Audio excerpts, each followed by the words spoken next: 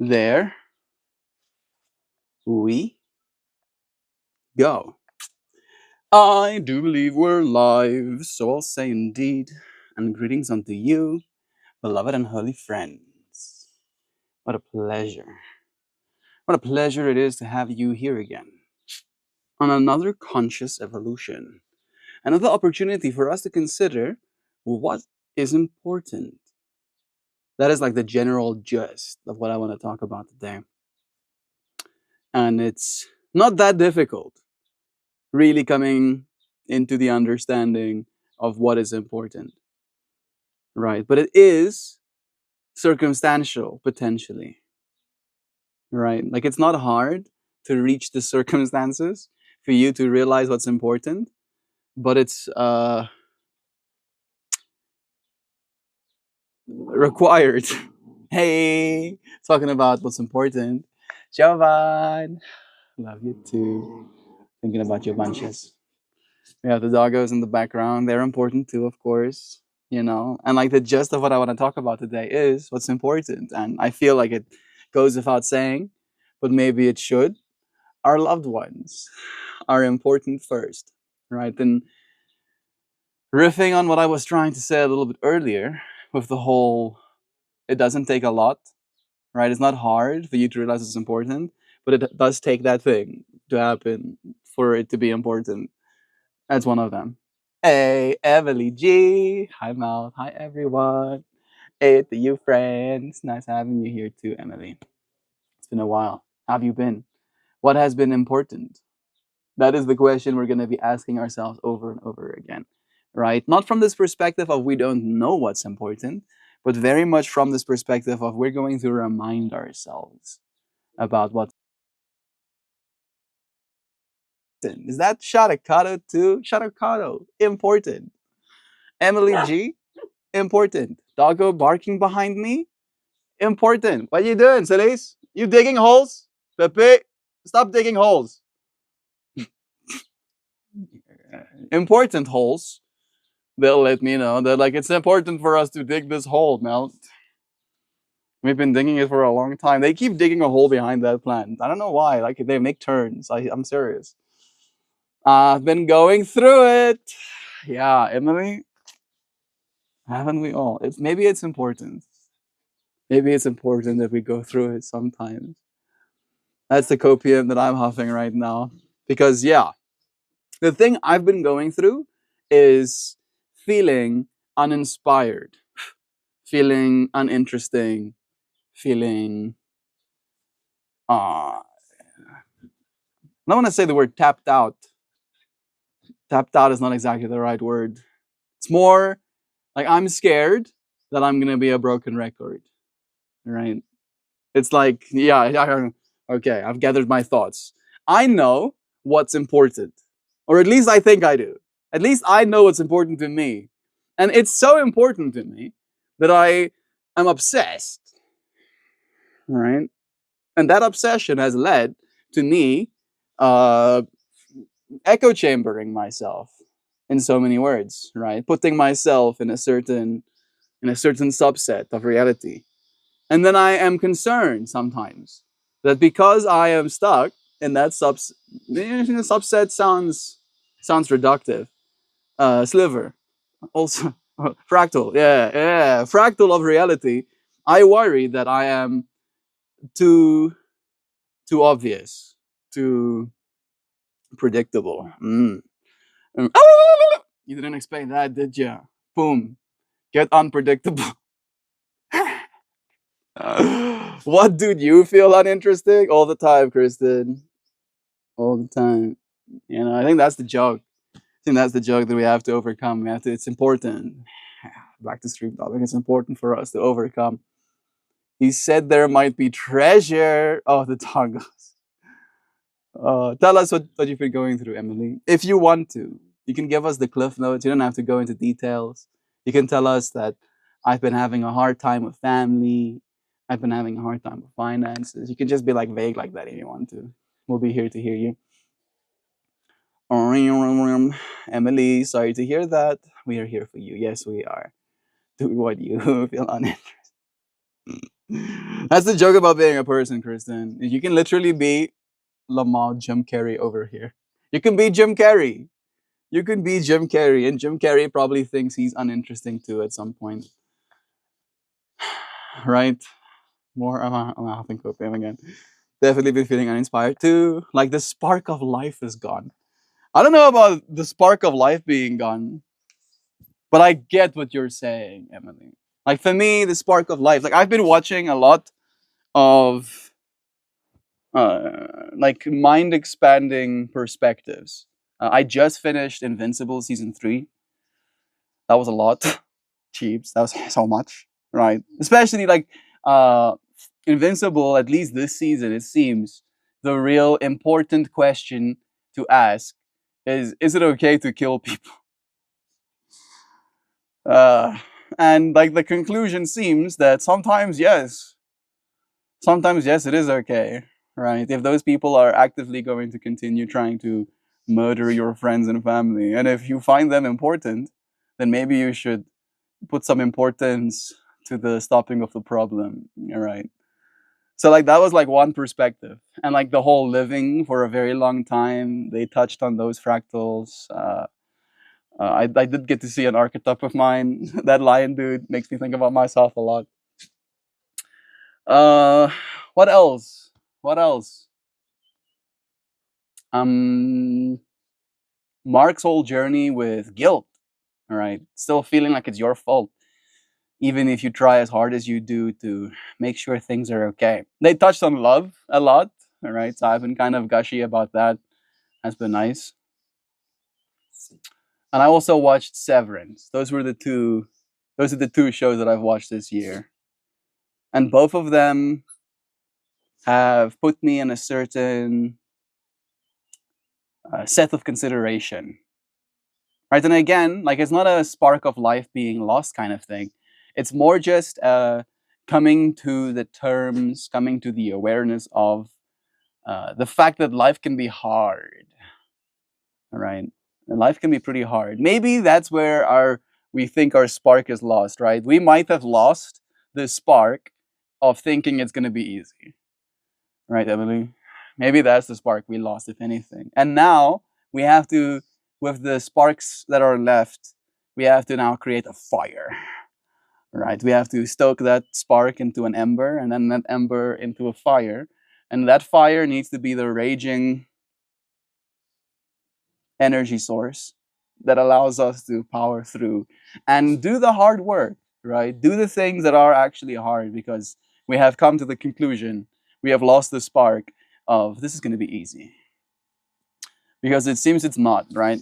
I'm not even a superhero and it's hard. Shit, right? Imagine how hard it would be if we were superheroes. Totally. Would have been hard, I'm sure. I'm going to open chat. Oh, I'm on the wrong thing though. No, come on, don't be like that. Give me my own stream, please. Please, sir. I ask. Don't, don't be like this, bro. Come on. I know I'm live. But I'm literally live right now. I found myself. Burp deck. Let me see. What did I miss? Jim Carrey over here, Lama. That's really tough spot, Emily. I went through a spell like that recently, but this group, even without me telling everyone about it, was up. Even without telling everyone what was up, made me feel better and helped me slowly climb up. That's definitely a group huggable moment. I love that, Melt. Thank you. I am a reflection to you, Emily. I hope that always remains clear. I'm not any more special than you are. All right. I'm not any more immune to imposter syndrome. I'm not any more immune to feeling uninteresting or worried that I lose the spark of life, if you will. Exerbia. Exerbia came out with a new video today as well. What was it called? If you don't know Exerbia, do yourself a favor and go and check them out. Literally EXURB1A, like a IA, Exurbia. It's called Losing You. Jeeps, just like reading the title, I remember why he titled it Losing You. Yeah. Very, very heady. It's basically about this entity that is in charge of filtering the ocean. And then he sees there are these bottom feeders that are in charge of scrubbing the ocean's floor and creating resources thereof. And then there are creatures above him. And there are creatures above those creatures too.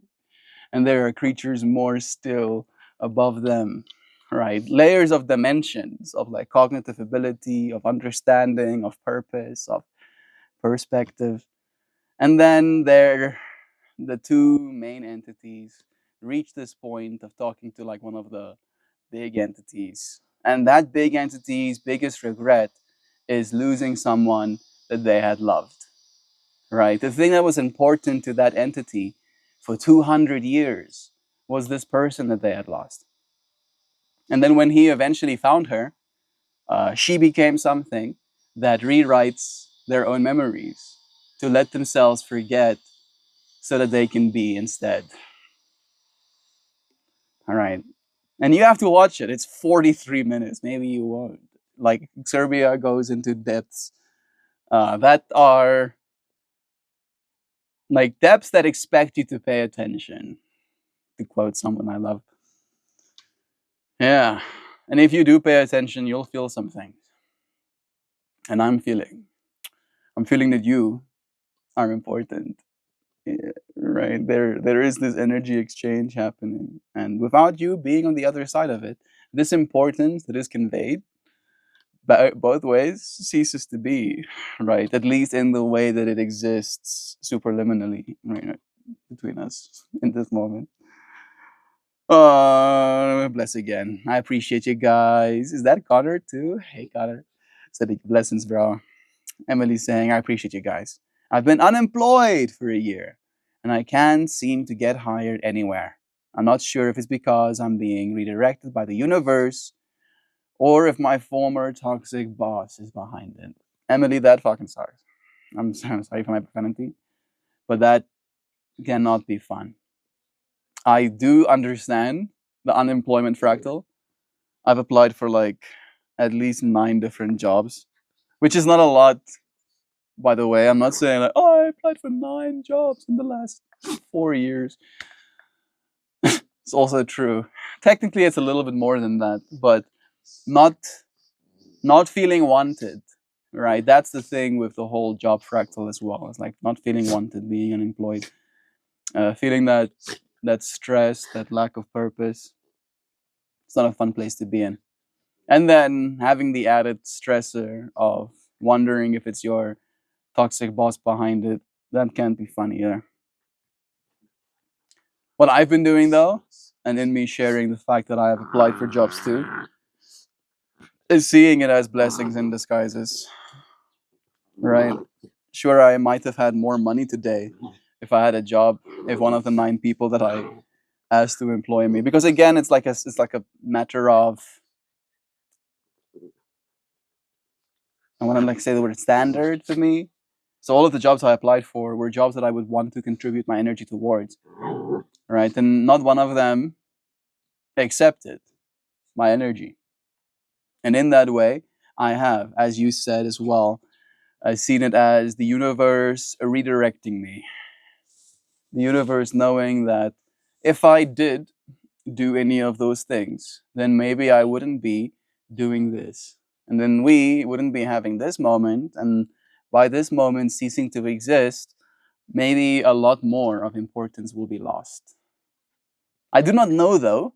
What I do know is the universe keeps giving me the opportunity to do this, right? Day after day, the universe finds a way to make sure that this happens. And I'll keep leaning into that for moments like these, Emily. You are loved. You are held. Is that Yum Yum Burger? Yeah, I do remember you. I don't like, are you 7 yet? Are you 7 yet? I still don't know if I believe you. Are you actually a 6-year-old? I don't think I believe you. I don't think I was capable of texting as a 6-year-old. Was I? Maybe I was. Maybe we were. Man, being a 6-year-old was a long time ago for me, bro. 2 decades ago for me. I'm reading a book called The Steppenwolf. Hmm.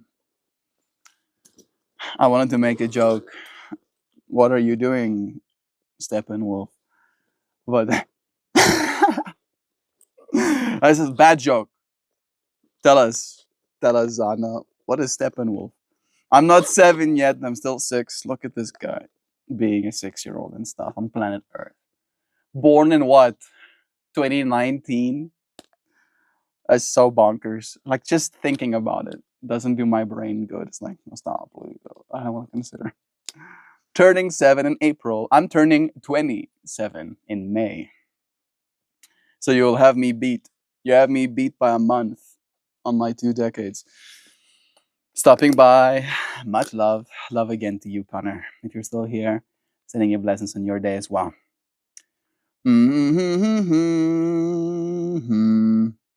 Behind it. And then, cause there's been no money, I've just pretty much been home. I do get that part, Emily. That has been my situation as well. Right? And it is disheartening to feel like there is all of this world out there to explore and all of this growth for you to have, all of this hope for you to create in your own heart and in the hearts of others. And then you have to look at your bank account and be like, oh, well, if I go to place, it's going to cost, like, for instance, if I wanted to go and see Christian right now, I decide, I miss my friend. I want to go see Christian. First, I have to make sure I have a vehicle, right? So when I borrow my sister's car, I give her $25, which is not that much money. Ideally, I would like to give her more, but it's $25.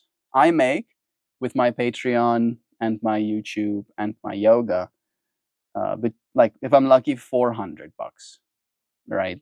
So then the math starts, right? I can borrow my sister's car for $25, and then I'll be able to go to Pretoria, and then the fuel costs will be about $40. So $65 to go to Pretoria to go and see Christian, right? Then it's just, as you said, like me going, and then we're going to be at his home together. And for me, that would be enough, right? Like that usually is. But it is this matter of like a basic zero expenses, zero extra expenses trip is $65, right? Which is, by the math, more than 10% of all of the money I can hope to earn, right? A significant portion more, right? Almost like going into the 20%, right? So it is this matter of limitation that we feel is like built into our whole experience of like I cannot do these things that I know will fulfill my soul. And the way I see this, and this is the way I'm going to like try and redirect our energy, is in reminding ourselves that all of these things that we're feeling, potentially sad that we don't have, are important to us. And instead of just seeing these moments of going without from a place of pain, from a place of discomfort, we can see it as a moment to learn what's important to us and what it is our souls yearn for. What is it that we're looking for in our world? And then ideally, as we continue manifesting and creating the world we want to exist within, we'll find ourselves living that life of importance.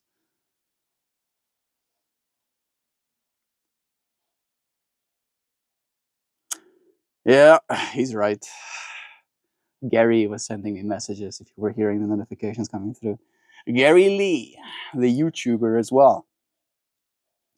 I'm not 7 yet, turning 7 in April, bless again. It's a classic book from the 1920s. The main character reminds me a lot of men in my life, especially Melty.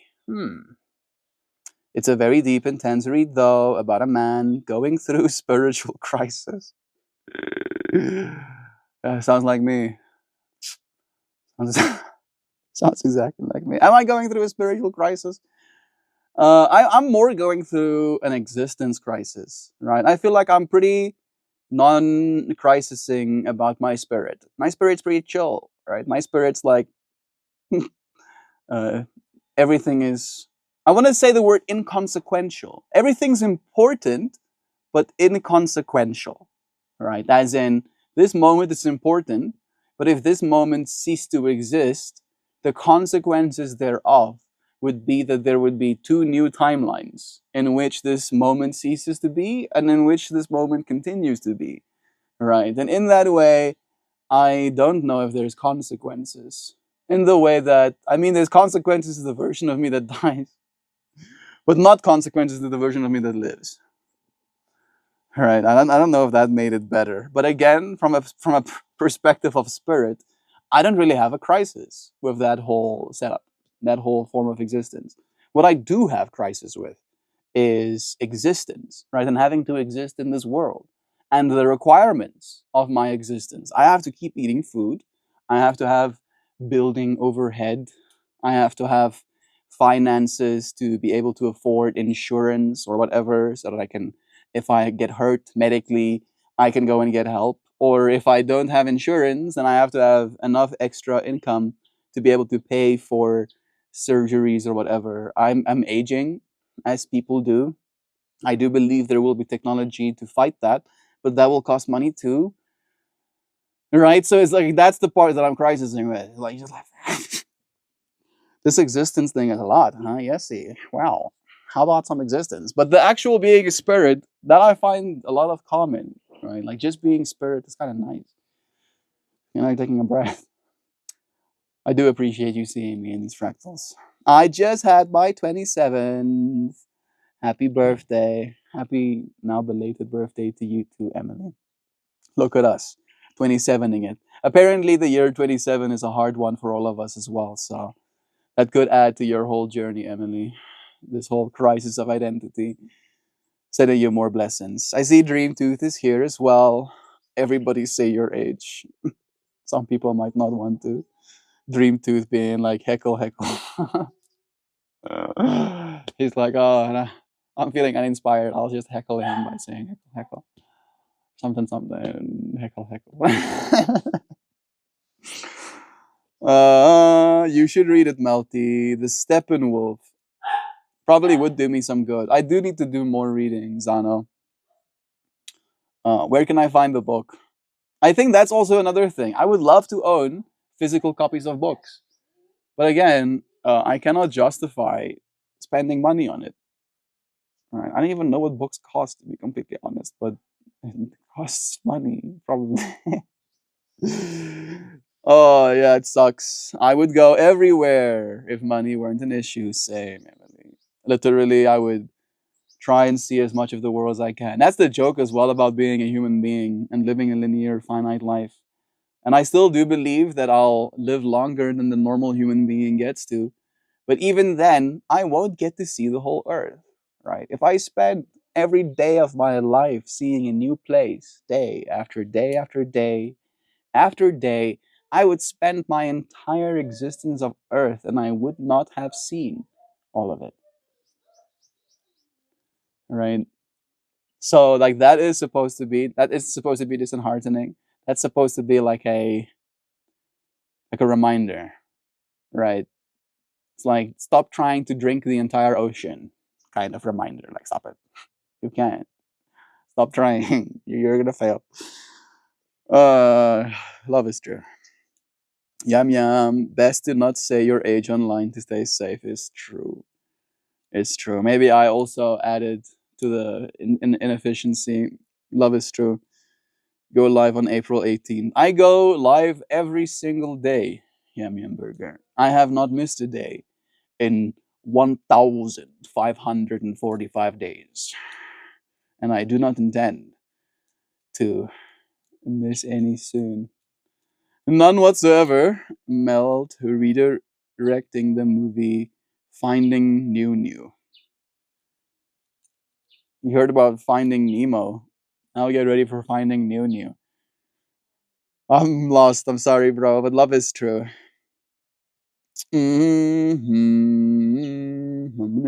I'm hearing you and hearing my mom sing. That's wholesome. That's super wholesome. It's cool that your mom is a singer. Did you know I was a YouTuber? A tiny, tiny YouTuber. It was at the bottom of the list. I'm at the bottom of most people's lists too. Yum yum. I mean, having more than 1,000 subscribers, I think technically puts me in like the top 13%. Hey Google, what percentage of YouTube channels has more than 1,000 subscribers? Yeah, 8.86%. So I'm in the top 8.86%. But even then, uh, still at the bottom of that list. Yes, yeah, it's actually kind of bonkers to think that there are like literal millions and millions of YouTube channels at this point.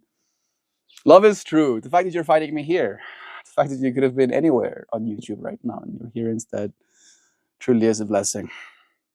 Bless your back. No, I don't think you're going through a spiritual crisis. I think that's why you should read it, because you're on the other side.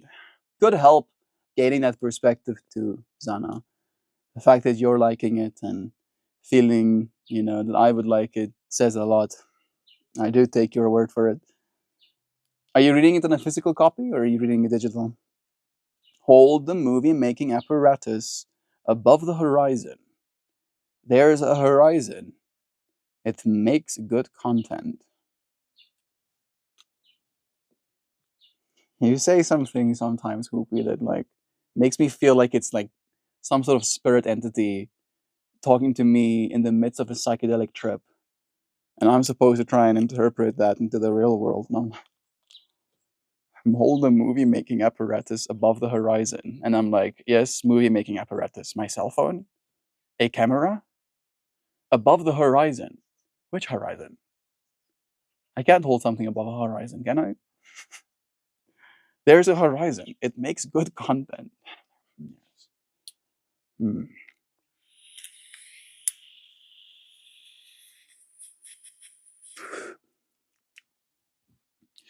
I'm imagining this almost like universal substrate that I am in right now. Right? In the same way that a fungus, as is mycelium, colonizes, yes, colonizes the entire substrate and then basically erupts forth mushroom bodies to continue its reproductive cycle. I feel this whole message that DreamTooth just sent is like I have to put the camera in the environment within which the mushrooms grow. And all I would have to do is just take a video of that mushroom growing, and it would be interesting. It would be content.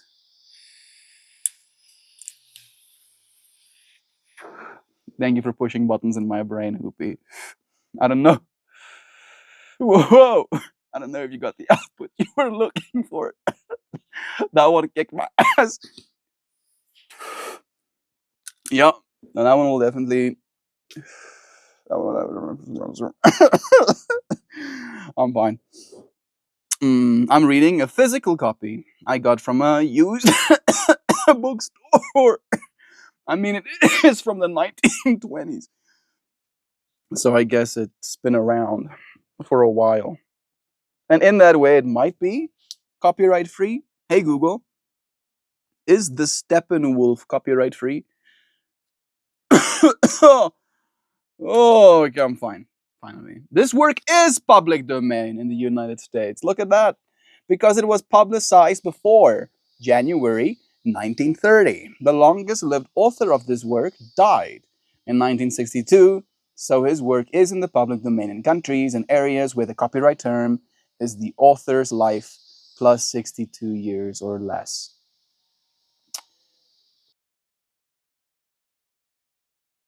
The first question people ask. I see the book for 11 to 15 bucks on Amazon. Of course, there's some guy just like being like, public domain?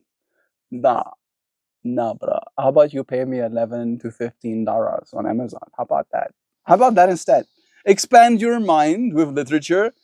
Not before I get my $11. Thank you very much. Has anyone read Harman Hesse's Steppenwolf? The book can be quite heavy to read as it delves into the depths of the protagonist, Harry Heller. His craftsmanship is undeniable.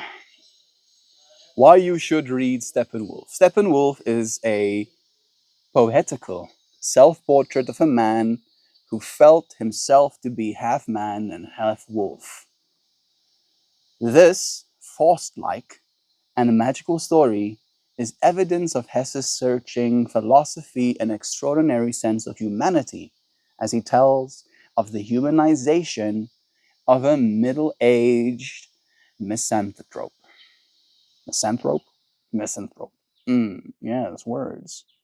How many pages is Steppenwolf? 416 pages. It's not going to be a quick read, I'll let you know. What's the main idea? A conflict, despairing individual. A conflicted, despairing individual's quest to resolve his internal difficulties so that he may once again live life. Sounds hardcore. Sounds good, though. Sounds really good. They haven't almost asked the most sacrilegious of all questions, so I'll just like back away quickly, pretending that I didn't just step on the landmine. Guys, I have a question for all of you. Not MeltMore. I'll sit this one out.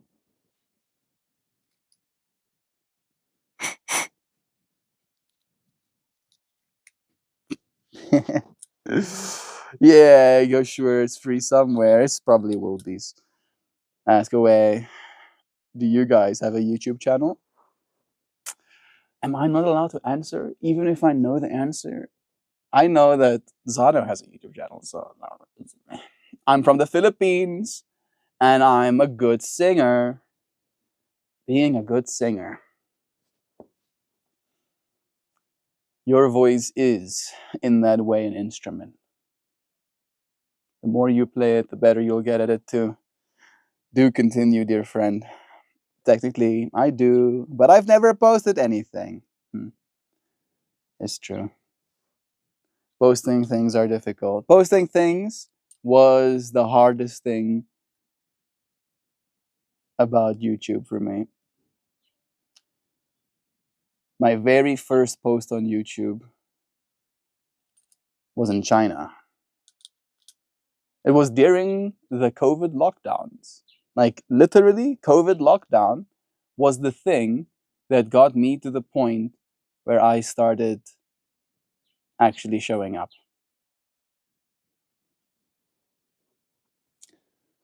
I had to be locked in a box with nothing but my own thoughts for me to do something about it. For me to realize it's important. Yeah, that's the direction my mind should go. Making sure that I didn't miss anything. I don't think so. Yeah. What a pleasure it is to have considered with your friends what's important. Going down the list again, what's important? Friends and family. Right? Truly realizing that if not for the people we share this world with, there's not a lot to look forward to. And it is this weird dichotomy of it's very easy to find yourself a person on earth that do not enjoy the company of your friends, that do not like your family. I think that's the part that's so sad, disheartening about this reality as well, is because the most important things are sometimes the hardest to keep, right? Sometimes the hardest to find peace with because the closeness is so apparent, the differences are also.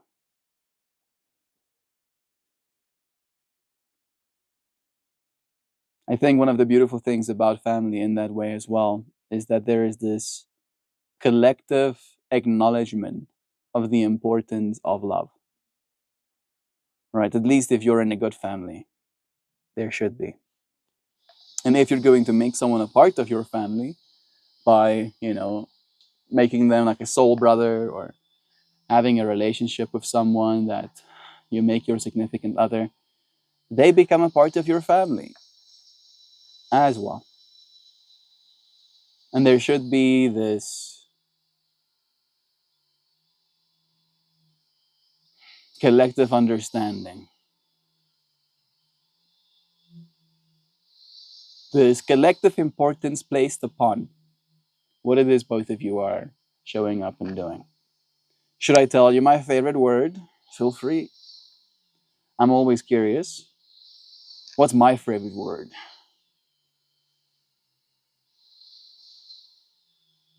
Saying the word love sounds cheesy. Is love my favorite word?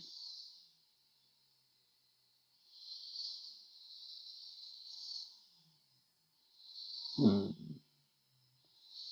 My favorite phrase is love is true. All right. And so love gets to be a part of my favorite say thing. But my favorite word, in and of itself, considering the meaning thereof, is probably psychedelic. Man, I don't know if you heard that grinding sound. Whatever is being grinded smells fucking horrible. And it's in the air right now. And it's making me angry. Because if I can smell it, it means there's parts per million in the air. Which means that my body is absorbing some sort of whatever the fuck that is.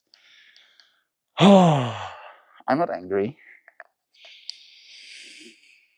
What's today's stream topic again? I instantly forget when I get like this. Yes, reminding me.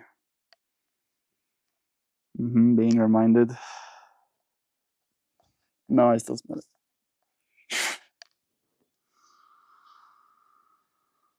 I calm myself.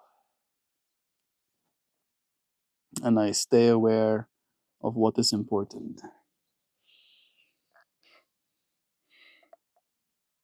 The parts per million is lower, but there's still. I will tell you now. Ah. Ah. That's a nice word to say too, I guess. What is important about you? You'll see. About me specifically? It's a good question. Makes me go down a whole line of consideration, right? Does make me confront my ego a little bit. What is important about me? Right? The part of spirit that I lean in as automatically answers nothing. Nothing is important about me. And then the part of me that considers everyone else considers me important again through the lens of other people, right? I am important by extension of other people's love for me and my existence. So we're back to I have no importance if not for the important people in my life as well. Shoulds or collective placings upon. Hmm.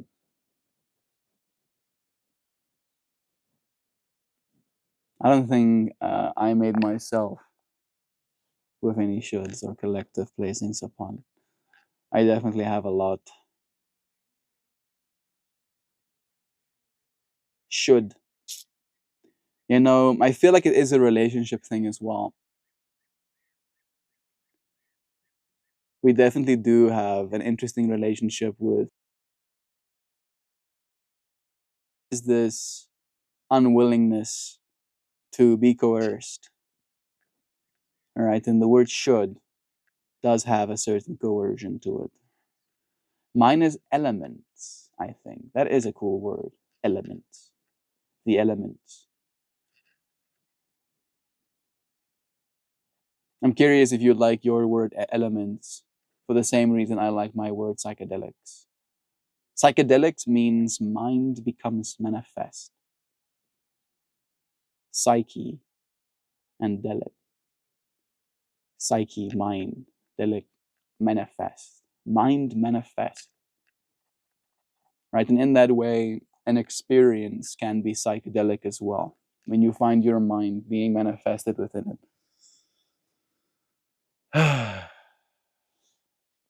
And that's why I believe that there is beauty generated inside of you, right? Coming back to the whole, and I shared this in my yoga class today, and maybe this can be one of the ending statements for today. If you believe there is any importance whatsoever, and you might not, but I trust you do, and you can maybe articulate what's important to you: friends, family, your hobby, your favorite possessions, your favorite TV show, a book you love, a song, right? Whatever it is, that thing that holds importance in your life, right? See that important thing almost like a little, let's think of it as a liquid, right? Like a wine. I'm trying to think of liquids we assign value to. Printer ink. Yes, printer ink. These things that are important to you is printer ink. And in this scenario, you are the cartridge. All right. Sure, the printer ink is valuable, important, if you will. And the cartridge, this physical form, might seem less so in comparison to these things that we hold in high value, hold with high importance.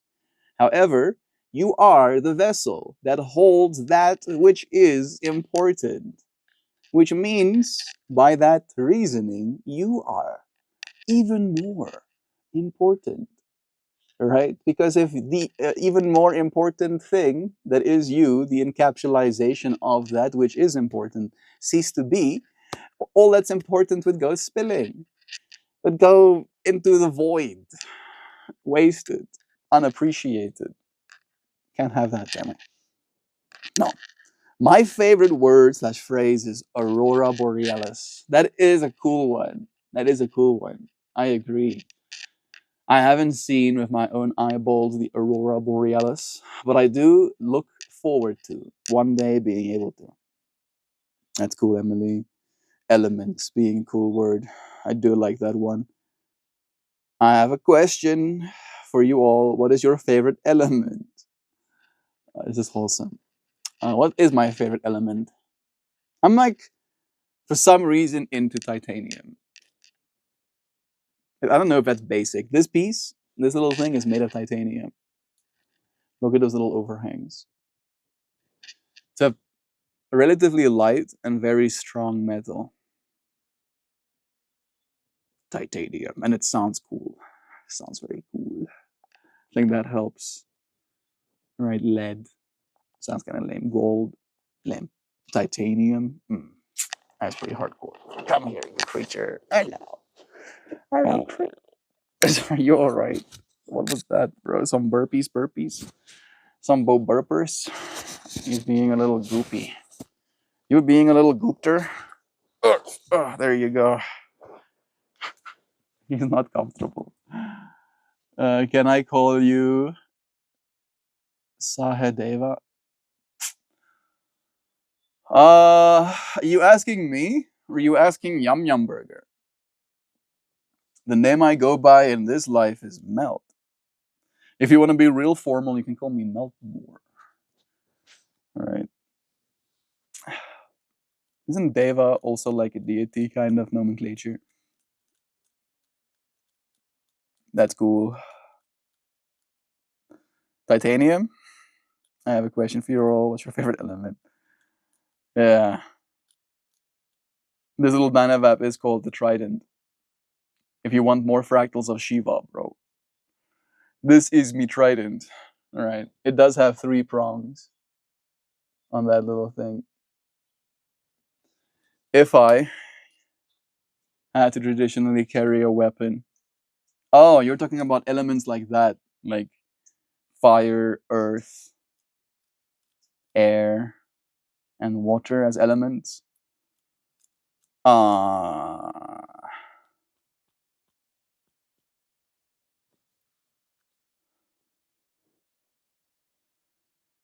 Technically, by my zodiac, I am an Earth sign, and I do think I probably would say that my like fire is cool, and my I am melt more, but fire doesn't melt. Fire melts things, Earth specifically. So I think I would be Earth, right? And if I wanted to be dangerous, I would create so much friction in the dirt that it would turn to lava. I would melt it and I would fling it at you like a monkey. You have some sticky lava.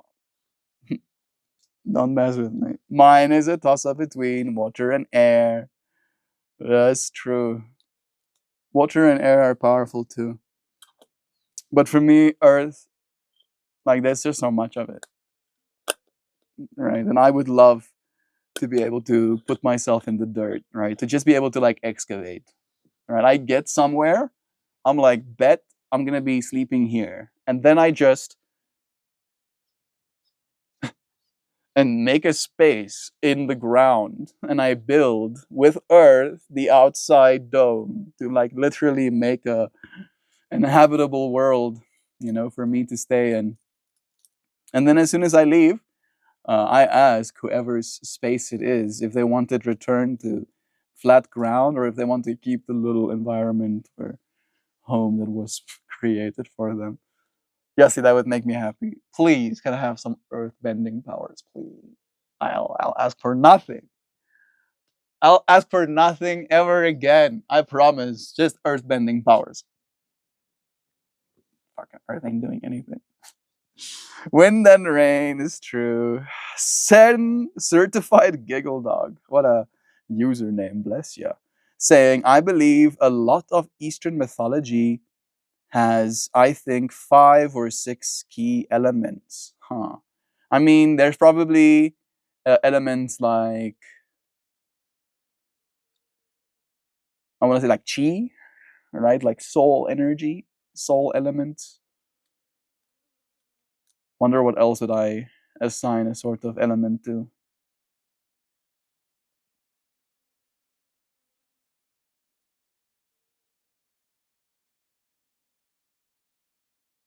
Maybe like the element of void. All right, the element of nothingness. That would be a interesting power too. You just remove things from existence by your power. Earth is quaking. Quake is my favorite. Quake the game. I never got to play Quake. I think that was before my time. I like that the groundedness of the earth energy, right? Wood and metal. Yeah, the fact that earthbenders with enough practice can bend metal as well definitely does cause me to gravitate towards the earthbenders. The earthbenders are the most hardcore, right? Like practically speaking, of having superpowers, I mean having air and being able to fly and stuff, lit, very cool, agreeably. Having water powers, potentially being able to control people's whole bodies because they're filled with water, very cursed. And I don't know if I'd ever want to and then fire. I mean, again, I could like heat my Dynavap, but realistically, that would be the extent of me using my powers on the daily. Being an earthbender, I would not rest. I would travel from one place to another, just building spaces. Right? Like I'm gonna build now this, and build this, and again, right? If I'm like a real earthbender, like a proper one, for me, I maybe do go to the extreme of like I can literally bend earth, right? And if you can bend metal, there is this certain, at least in me, belief that there is manipulation based on differences, right? So I would ideally be able to reconstruct the earth in a way where it becomes structurally sound. And then I would just continue. I would just be like, yep, this is my whole life now. I'm gonna go and earthbend day after day. I'm searching. I'll get your answer. Interesting. Did I ask for a wood and metal as elements as well. I hear you. Wood, metal, earth, fire, air, and water. No plasma. Is plasma an element? Is plasma an instrument? Basically unstoppable because air keeps us alive. I can fly with air, block of air that can repel stuff. Yeah, but I can create spikes. Very long and very thin spikes. I can stack little rocks, the size of grains of sand, maybe smaller, right? Half grains, and then half a half grain, and then half of a half grain of sand, and then half of a grain of a half grain of a sand, right? Until it's like very small, so small that it basically is like significantly thinner than a human hair. And then I would stack all of those little thin bits a long ways on top of each other, and then I would manipulate that stack through space time. And if anything is in the way of that manipulation, oh, let's just say it won't be good for you. Would not be good for you. All right, I would be very dangerous as well. I think like the earthbenders are the most dangerous as well if their powers are used correctly. Right, because you'll be dead before you can even realize. You look like a hippie.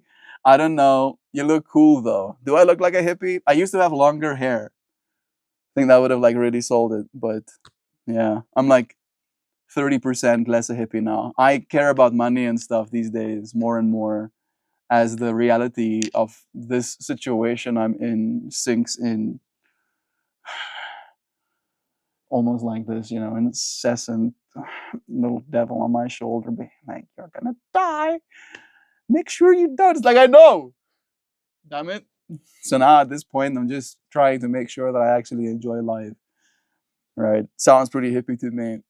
Checks out Kunzeller. Kunzeller, I don't know if I said your name correctly. There's so many things on top of your letters. But bless you. It's nice having you here. Seems you might be new. I do this every day. I'd like to see you again. You can get to know me too, right? You can form your opinion and then you can slowly realize that, yes, in fact, I am a hippie. Have you talked about the new pyramid discoveries? Not yet. I'm still waiting for proper evidence, like proper people with cameras in the caverns, right? But there's stuff like voids, massive voids, like pillars, silos of void, apparently underneath the pyramids, right? Which is a big deal because again, it has been touched. It's inaccessible to people. Has not been accessible to people for thousands of years, which gives some hope that there might be something in there. Right? Ideally, information that would be great. Maybe something to give us a little bit of direction, some light of day in these trying times. Uh, Maybe there's some eldritch horror captured in prisons down there or something. Like that could also be cool. Yeah, Zano, but yeah, like just think about it. We live in a world where now with very sophisticated, advanced technologies, we have scanned, right? And we see clearly in the scans these columns. Hey Google, show me the stuff underneath the pyramids, or at least the scientific photographs. Let's see. Ah, here we go. Yeah, this is like one of the renders slash information they have. So they predict that there are these whole, like as I said, silos basically underneath the pyramids, and that's how the scans came out. So they are detecting again like void, right? Voids down there, whole stuff. Could be wild, but again, like I'm not excited yet. I'm excited by the fact that we have technology to find this stuff out, but I'm not excited because it's still just, it's like technology almost, right? Like I'm excited about the fact that there are topo conductors, and we talked about that a little bit.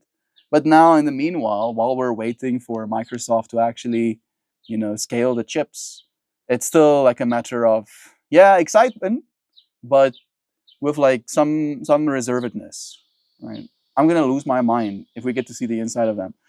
Right? I think, and especially if there's some cool stuff. Hopefully. What culture do you follow, Meltmore? Or is it a mix? I think that would probably be the best bet, right? Trying to tell you I follow this culture would make me a liar because I don't really do that. I have a little bit of a rebellious streak in me when it comes to following a way of doing things because that's how we do it, right? As soon as that kind of experience arises in my life, I'm like, but what if we don't follow the ways that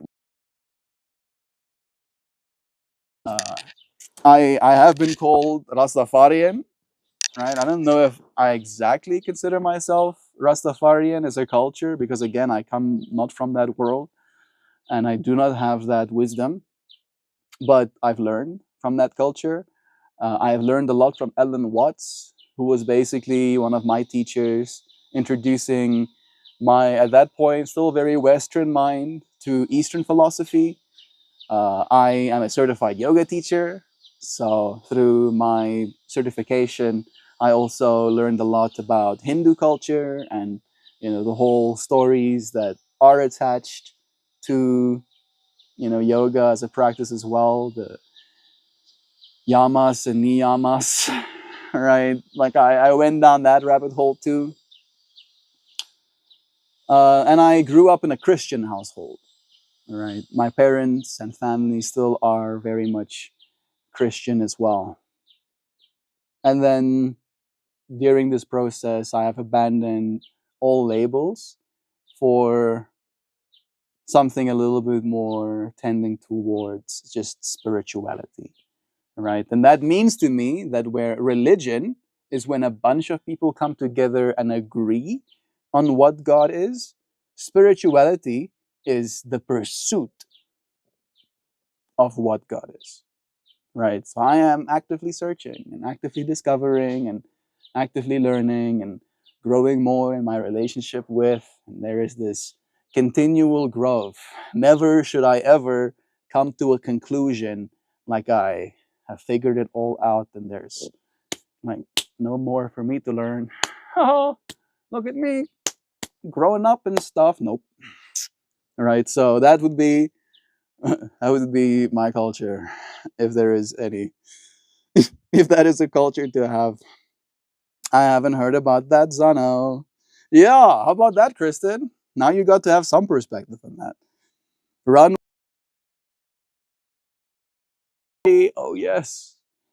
Oh yes, and that was like the whole theory of the whole pyramids as well. Like there's this whole perspective that the pyramids were built because the people that built the pyramid or whatever built the pyramids knew there was going to come some sort of cataclysmic event that was going to potentially kill all human beings, and they built the pyramids as a shield, right? Like the way the pyramids were built is that they were energy generators, and that energy generated was put towards building some sort of force field. I don't know if this is true. I hope it is, of course, because it's cool.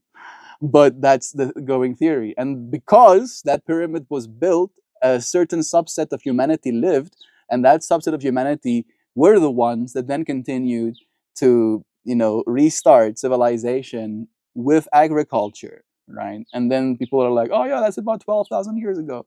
When, yeah, that's when we started over from zero after having the earth washed, right? Be it magnetic pole shifting, be it getting hit by the asteroid belt because there's an asteroid belt, right? And every 12,000 years, our oscillation gets to the point where there's an intersection of the freaking asteroid belt and we get wrecked and our oceans wash the planet again. I am showing up as much as I can. You look like a hippie again. I think they're telling us about it now because they've covered up as much problematic stuff as they can. By a means of the layman discovering free energy, they won't let that happen. They won't need to even. Zano, it's done, right? It's pretty much done for them. Like even if we're just going to use solar and batteries as they are right now is giving people the ability to produce energy non-locally outside of their governmental system in a way that there has never been a capability before, right?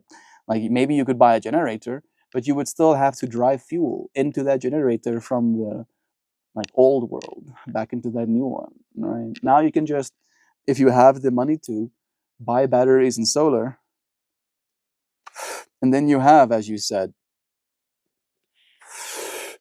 let's just say energy. Maybe it's not free, but it's yours. And as long as the sun continues to shine, it will continue to be.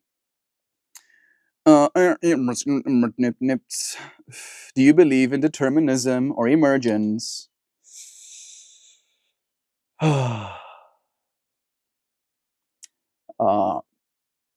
to answer your question with a concept, Kierkegaard went into that whole thing as well, the whole deterministic universe and the whole emergent universe. And the deterministic universe is almost like if there was a box within which reality existed, right? This ball being kicked would travel linearly in this box. And you would be able to, by instance, capture every single place that ball existed in, that whole arc it was kicked as, right? But as soon as that ball is kicked, and as soon as that plot is set, there is this ability to deterministically find out where that ball is going to land, right? Which means that in that block universe, in a deterministic block universe, everything my life will ever be, everything I'll ever do, every action I'll ever take is already encoded, right, in this deterministic block universe that we're in. Where I am more a subscriber of the emergent universe, where there's like this quantum foam, right, and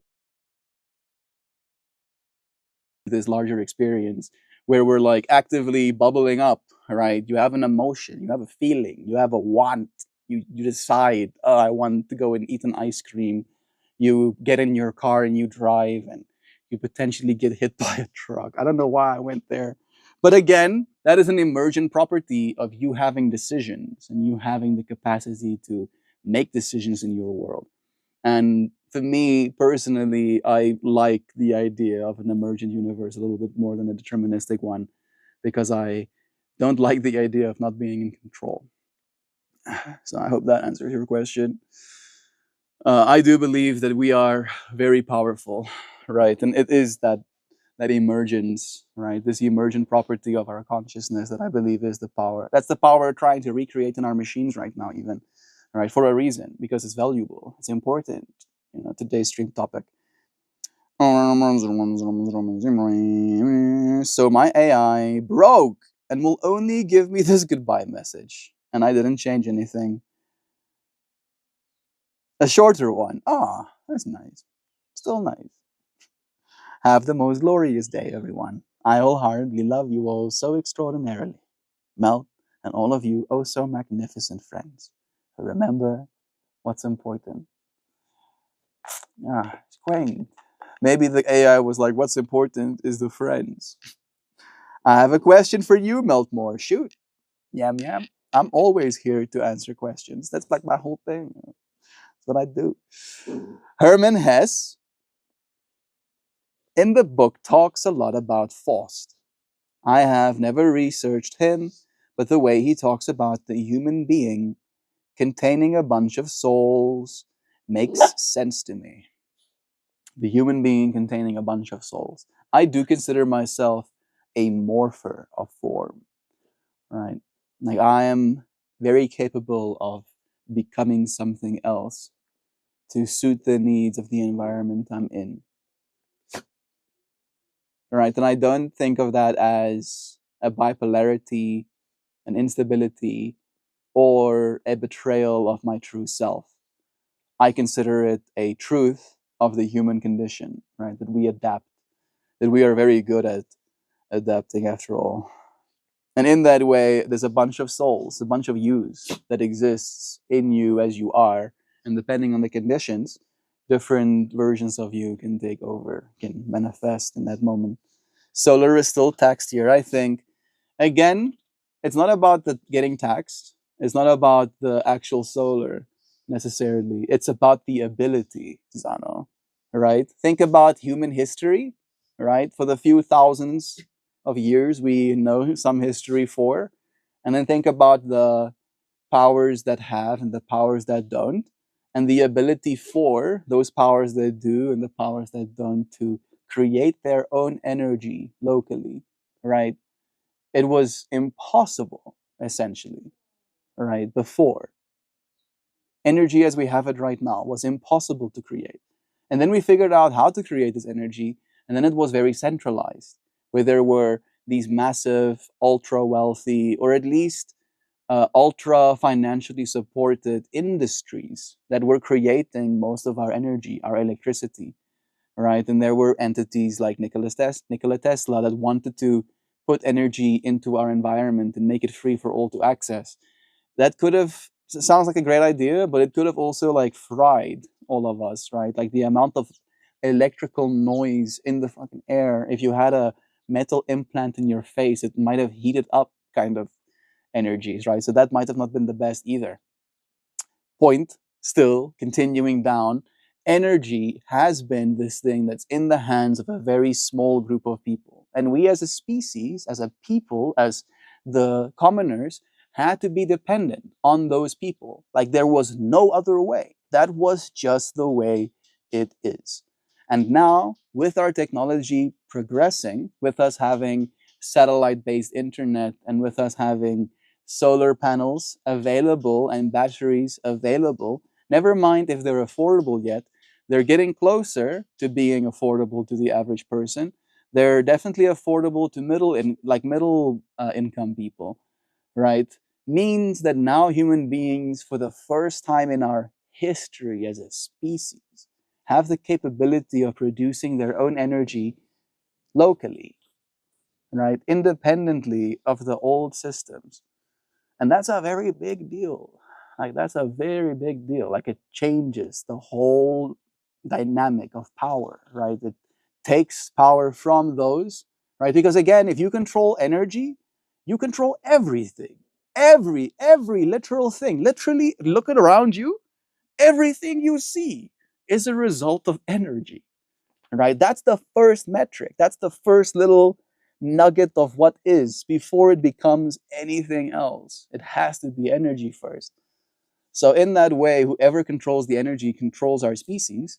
And now you can pop a bunch of black triangles. I wish solar panels were triangular. I don't know if they make any, but seeing triangular solar panels in my mind, I like the idea of them, but it's probably not practical. Black squares, right? You can just throw on your roof and then they produce energy, right? For decades. Decades. They don't complain. They don't, ask for a wage. They aren't being abused. They're serving the purpose of turning photons, knocking off electrons, and then channeling those electrons into batteries for you to use. Like that's so cool to me. And like I mean, I've been fascinated by this technology literally since I was a 6-year-old, and I am still not over it. I'm still so fascinated by it. No, solar is still, yeah. We have to be careful though, because those Tories can diminish the culture. I mean, I read the culture word wrong, but diminish Tories, Tories, those theories, because those theories can diminish the culture. I'm not a very careful person when it comes to the way I appreciate and experience culture. I never try to diminish other people's culture by having a perspective on culture myself. At least I hope I don't, right? But it is this matter of like personal perspective. It's not important to me necessarily how you want me to interpret your culture, right? Because that is again back to control, which we do not like. Do not try to control me. I am not your robot. I do not have any buttons for you to press. Now, this is the question. What is your nickname in your home when you are a child? Uh,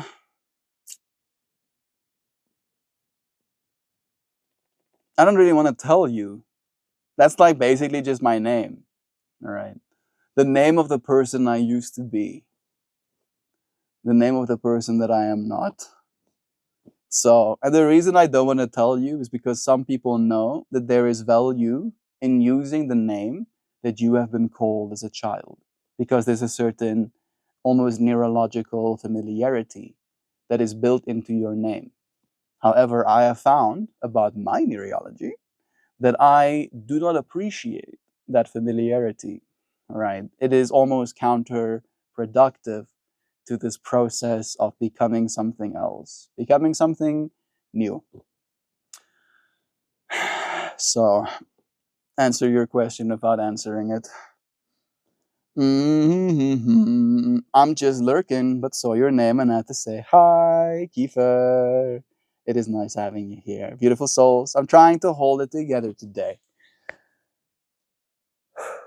You don't have to do it alone, Kiefer. I hope that this conversation is helping, maybe a little bit. Have you looked into Shinso? Not to follow, but just the story. Yes, some are very strange and some are really cool. Well, we are made of trillions of cells. Yeah, 60 trillion average cells. Maybe like a little bit less for some people. How big you are matters, especially through using plasma. Yeah. Wait a second, I think I missed a few cells. So in a sense, that's true. Yep. Literally trillions of little souls making up you. No, Tesla was tapping into the ionosphere, not EMF or radio or whatever bullshit we use today. Yeah, solar and wind are good, but there are better ways to do energy, especially through using plasma. Yeah, plasma is basically fusion. We're doing that too, right? Fusion is happening. Um, it's just gonna take maybe like a little bit longer. I think China ran their fusion machine for 1,500 seconds like a few weeks ago, so we're getting there. hmm My burger arc is starting now. You should be careful, friend. We have friends with big hammers. All right. Now let's visualize a person with a really big hammer. And then let's visualize a burger. And then we visualize this person coming down with the force of God onto that burger. And that burger ceases to exist. All right. Wouldn't want that, would you? But that could only exist. That potential could only exist if there was a burger to be hammered with the force of God, which you see. You see what I mean? So if there's less burger being spammed in chat, there might be less chance for the hammer to come down.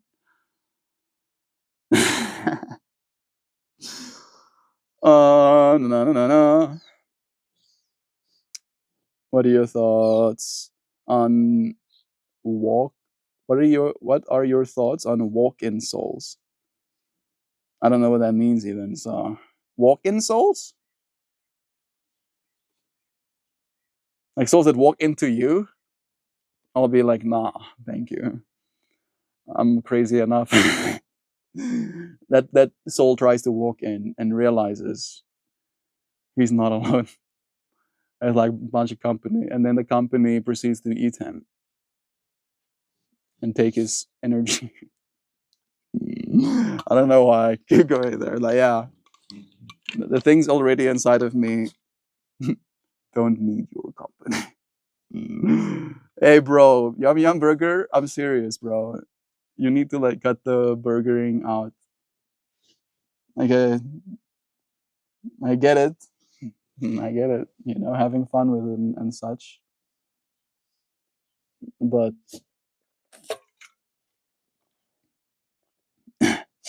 take a breath. All right. Like it is a matter of respect. All right, and seeing a bunch of burger in my chat instead of the messages that people are sending is not exactly, at least to me, something that I appreciate. In the universe that need to be exercised, that is being kept from us. I believe buildup of soul energy, plasma, is what needs to be used. These are my theories. I mean, maybe we can get there eventually, but in the meantime, the plasma that we'll use is going to be like magnetically shaped plasma, right? Which will keep forcing closer and closer, right? And basically inject a bunch of hydrogen and helium into that, and then we'll create fusion, right? We'll create mini like sun-like conditions, and then we'll extract the heat, and then we'll probably run turbines again. We're still pretty much running on turbines as a species, right? And it would be great to transcend having to run turbines. And solar and wind, wind is basically a turbine, but solar is the closest we've gotten. Uh, yeah, like we're probably gonna do it the I want to say like the real way, like the tangible way. I think that's a better word. We're probably gonna do it the tangible way in the short term. Maybe eventually we can reach those like higher dimensional energies. Mm-hmm. My nickname as a kid was unfortunately a word that we can't say today that starts with an R. Wow, such love. Not saying that you're not being loving towards, just that there's no way to treat a child. Big love to you, River Coon. I want to tap on the Nikola Tesla comment. He wanted to use electromagnetic field, yeah, to carry the electricity. At least that's said in the most basic term. Is true. And again, right, I've gone down these rabbit holes too. People are like, yeah, it sounds great until you like really think about the consequences of, right? And we do technically have the ability to create that energy that he had envisioned locally. But again, you literally put energy into the environment. Literally, right? That was the whole point. That is what he wanted to do. That energy is still in the environment with you now, right? And that could potentially have consequences.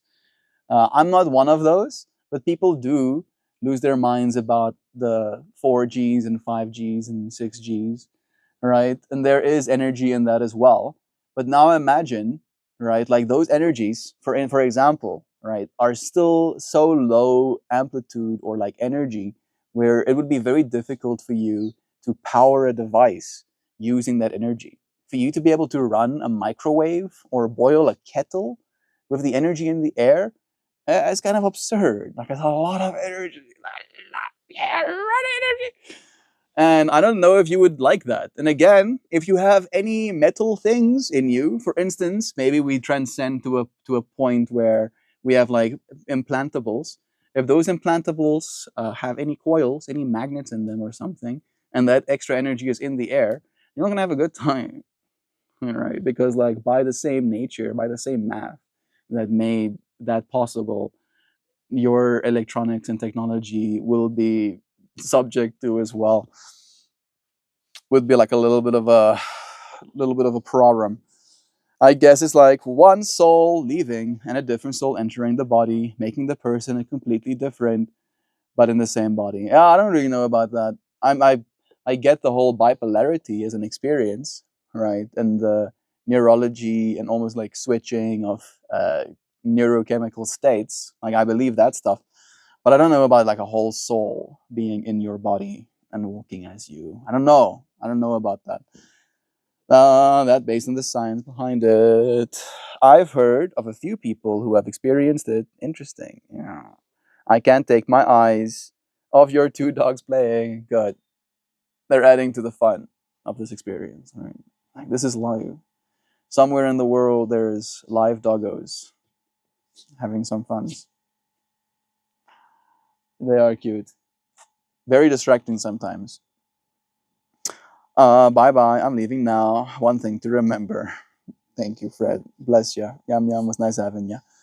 What was your thoughts on geothermal? Like again, depth. Unless you're going to be very close to semi-active volcanoes, geothermal is like depth limited, right? You can use geothermal,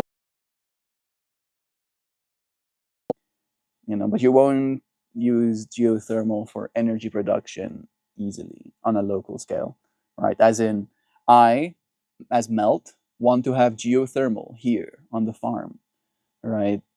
It's gonna be exponentials easier for me to put solar panels on. Exponentials easier for me to put, massive and probably cheaper as well. Wind turbines, still cheaper, probably to.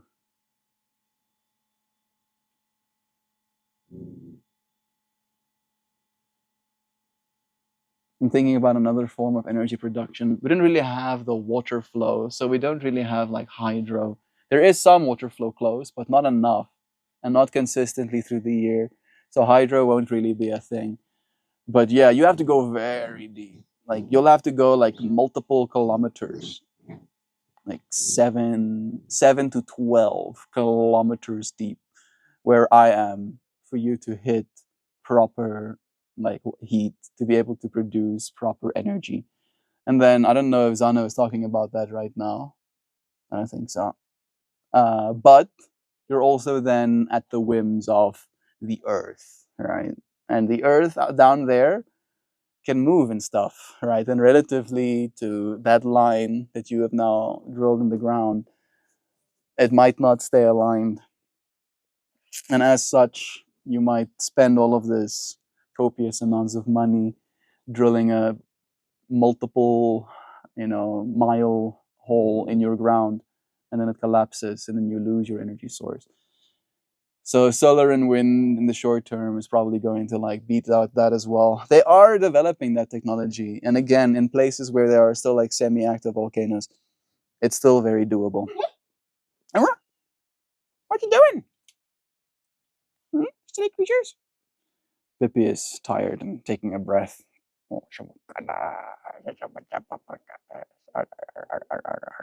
What did you do today, Mel?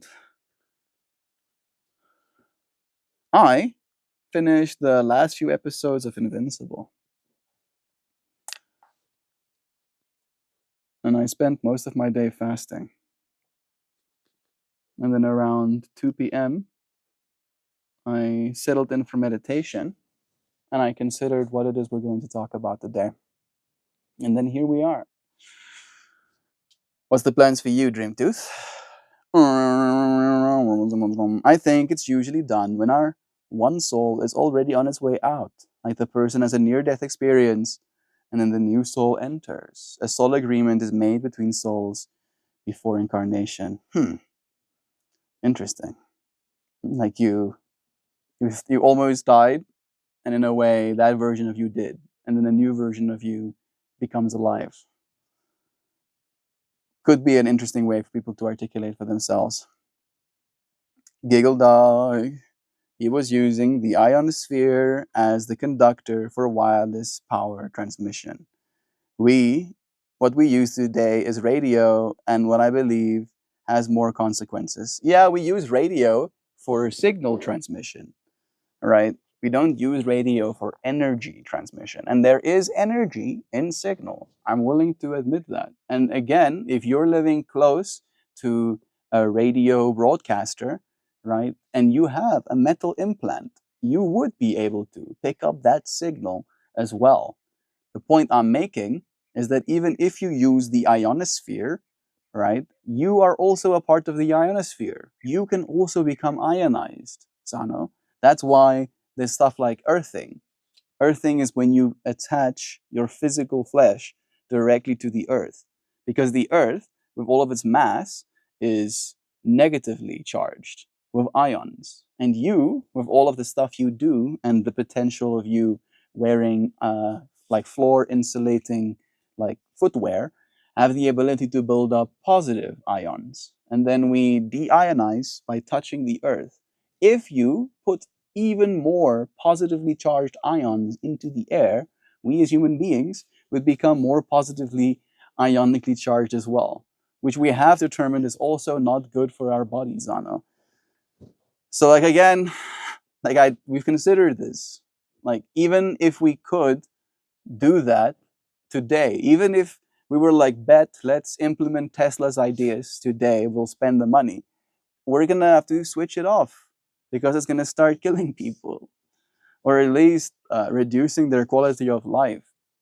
right? Like, unfortunately, yeah, the auroras borealis is the ionosphere, exactly, right? But the level of energy, and again, that auroras borealis and the ionosphere is an interaction between the ionosphere and the magnetic energy that is coming out of the earth, right? And if something is powerful enough to literally put swaths of light in the sky, right, to the point where you as a human being can see that, you don't want that going through your body at all times.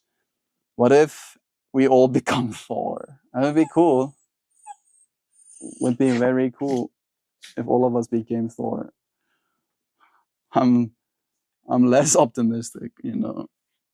Hey Google, what happens when the human body is constantly positively charged with ions?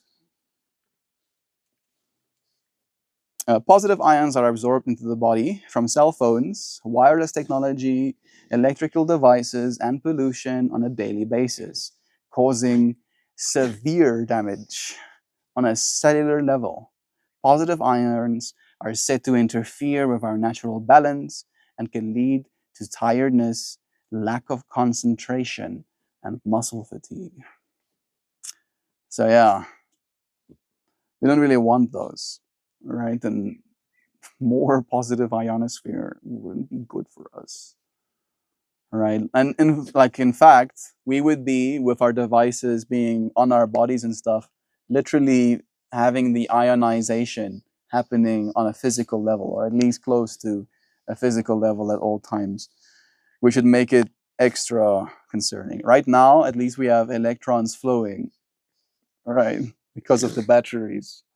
So the level of energy output is like we are still absorbing positive ions despite the fact that our energy output on our devices isn't that high. So if we were literally energizing our ionosphere, yes, I can't even imagine. I can shoot lightning out my fingertips. I can't pass that up. I mean, maybe you could make like a small little tester, right? You create like a mini ionosphere dome and then you spend a bunch of time in it, self-sacrifice. I mean, guinea pigging. I mean, experimenting until you find out, right? And then if you become Thorilla, Thorette, we'll like give it to everybody. But we might have to do some more tests. Thank you for challenging my theories. This is the door, yeah, for optimal growth and learning. It's true. I like that. That's the thing, Zana. Like I'm like one of the biggest Tesla fanboys, and I really went down the rabbit hole of like wanting to believe in the conspiracies, if you will, that he was stopped from producing free energy for the world simply by the people that wanted to control the energy of the world. I still believe in the conspiracy that there is a one to control the energy, but I also believe that he wouldn't have succeeded at the ambition he had, right? Unfortunately, really unfortunately. However, he still succeeded at creating amazing technology that we still use to this day. So in that way, he still has a lot of like pride in my heart. He also did create a death ray, right? That also happened. Uh, yeah. Arguments make the correct philosophy. Without it, we can't challenge all ideas. Just one of the reasons why speech can't be restricted like it was in the past. Just imagine what we could have done. It's true. Right? And again, the reason Tesla's patents got like kept from the public eye is because amongst them were the patents to build the death ray. Right? I don't know if he called it a death ray exactly. Hey Google, what did Tesla call his death ray? Teleforce, it was called. Tesla teased his Teleforce weapon for decades, saying it could shoot down airplanes from 250 miles away. The press landed on different names for the invention. They called it the death ray. Yeah, right. He was like really telling people about this. Right? He was stoked about it, being like, "I'm gonna build a freaking weapon called the Teleforce that will be able to shoot down planes from 250 miles away." Right? Like if You're saying shit like that. I'm gonna be like, okay, Mr. Tesla, maybe you should calm down. Maybe you should take a breath. Maybe we don't need more of those. I'm a Tesla fan, girl. Nice. Yeah, Tesla's the G. But again, we have to be willing to see all sides of the whole argument and conversation too. As you said, right? Growing that way, challenging each other. Zoom, zoom, zoom. All right, I'm gonna head out. Bless, certified giggle dog. It was nice having you here for the stream. Bye. 3 times. Love ya. That sounds like bull from AI. I don't know if I trust it. Yeah, maybe more experimentation before Forella. Could be. Could be. But again, right, being positively ionized, we understand it literally creates more chemical reactions, right? If you positively ionize elements, right, they can change, they can become something else, they can, add electrons, and then that changes the chemical composition thereof, and you don't want that happening to your body. Are you also on your way, Kunzeller? Was nice having you here, friend. Sending you blessings. We'll do it again sometime. We are in proximity to be literally energizing, but it's also true. All of us do, right? And language, as Kun Saylor has also said, is one of those, right? Like you can energize people by language. That is one of the true powers we do have, right? And again, that's the power that if you have to have a conspiracy, that's the power they're trying to take from you. They're trying to take your voice. They're trying to take your ability to speak up for yourself. And there are technologies that are fighting against that as well, right? Go look up Cardano.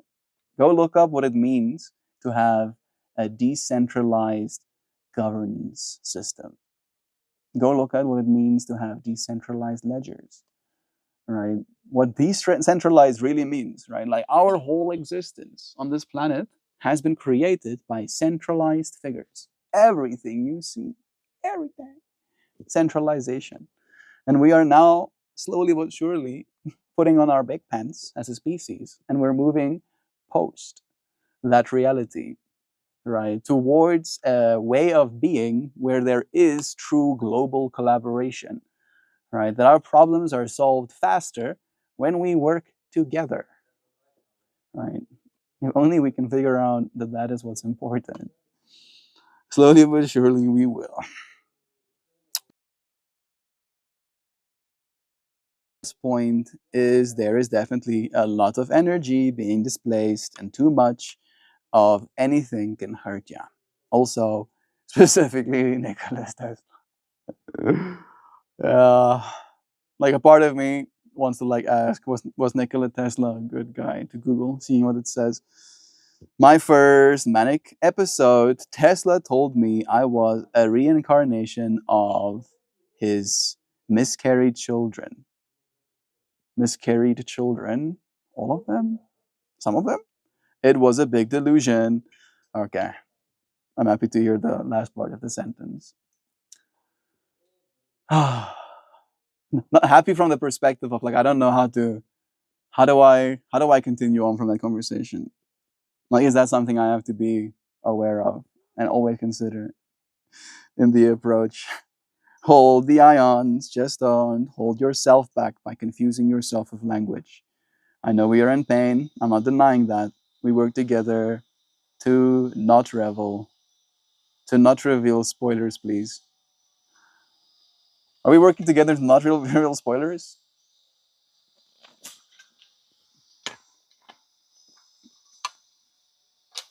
I don't know what that means. The spoiler, if I'm going to spoil it, is that we're going to be okay. Right? All of this stress is convincing you that it might not be, but it's not true.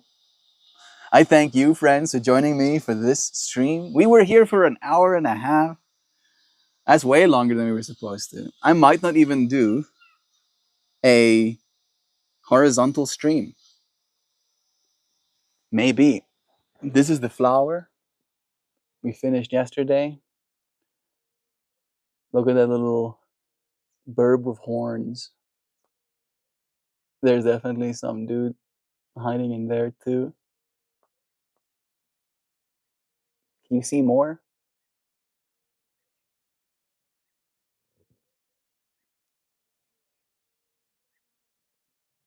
All right. You ready for the poem? Wishes like fire. And we even had like a whole moment about like losing your spark for life. I don't know, probably not here anymore, but still Emily, the synchronicities. In the hush between heartbeats, I release my wishes, not as distant hopes, but as quiet promises, catching light. They streak through unseen spaces, burning paths into the dark, pulling the horizon now closer, turning silence into motion. Even the smallest ember sparks a fire. The warmest glow remakes the night. So let them rise. Let them burn. What moves with purpose leaves nothing frozen. Yeah. Yo, your heart eyes. I was like thinking about you a lot reading this poem too. We really do not stay frozen. Only dead things don't move, right? When things freeze, they usually end up not surviving it. I like the Pokemons. They can be cool. I make it take too long. See you guys at the next one. It was nice having you friends here for today. I read the poem, I showed you a flower, and I appreciate you for joining me. As I said, we might not do. I love that. Wow, bless. Thank you. I don't know if you are a supporter, Emily, but if you want to have access to these for as little as $1, Patreon/MeltMore, you can have access to my work. I make a little flower. I write a piece of poetry with the help of my technology, iterating until the messaging is right. And yesterday's whole topic was about